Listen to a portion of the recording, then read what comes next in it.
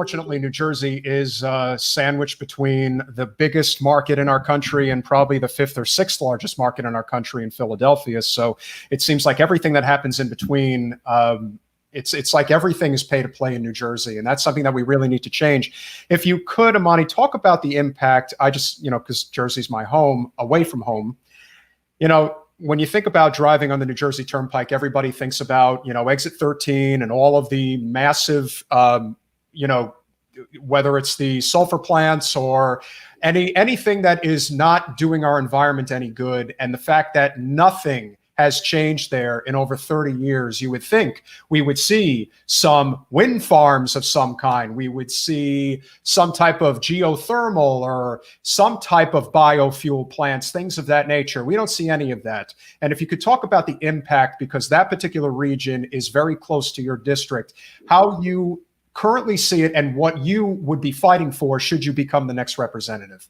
Yeah, absolutely. So the issue, again, we have some of the highest rates of childhood asthma in the nation, severe issues with lead, really, really poor air quality. We consistently receive Ds and Fs on air quality rankings by environmental groups.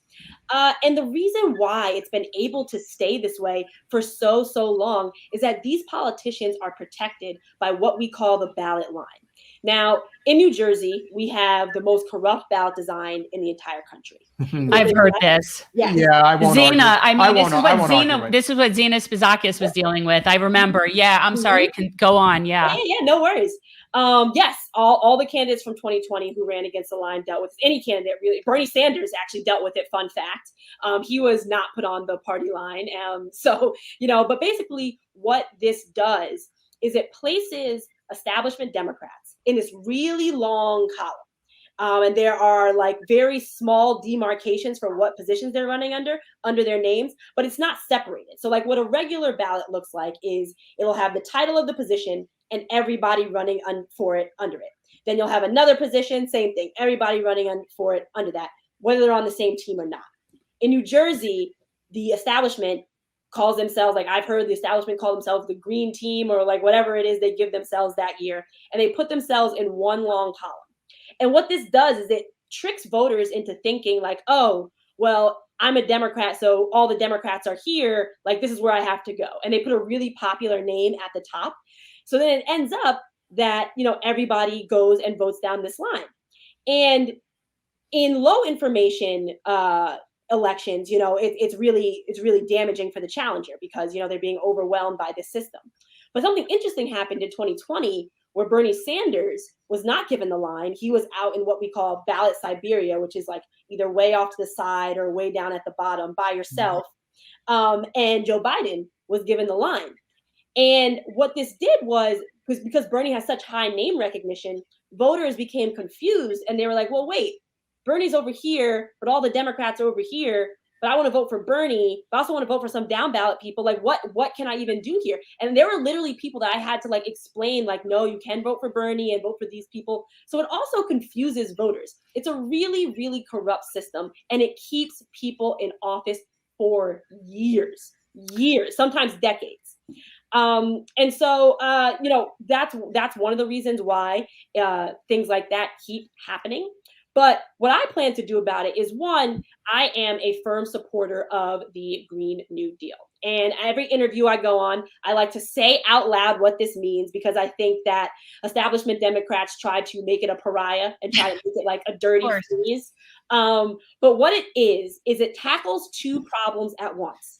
It tackles the problem of unemployment, and it tackles the problem of fighting different climate disasters, right? So basically, you're putting people to work through a federal jobs guarantee, putting people to work, paying them good paying union jobs, healthcare included, while we still have healthcare. Of course, I'm a proponent of Medicare for all, but while we still have it, making sure that they have healthcare on there. And then giving them jobs to make our infrastructure more green. And that I am a huge advocate of that, because you're hitting two problems at once. I mean, there's literally, it's a great deal. It's a great deal here. And one of the things that I also want to implement institutions called GIAs, Green Implementation Associations. And the way these would work is similar to small business associations. So small business associations, there's typically a few throughout a state. And what they do is they give job training for anybody who wants to open a small business.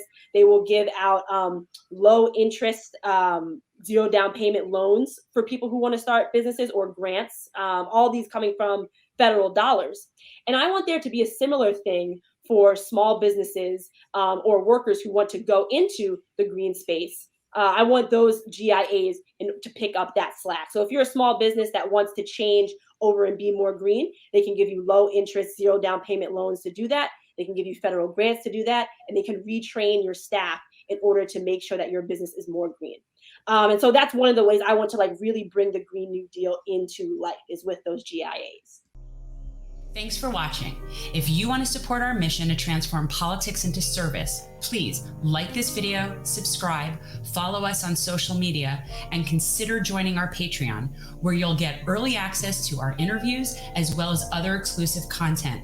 Links are in the description. Peace out.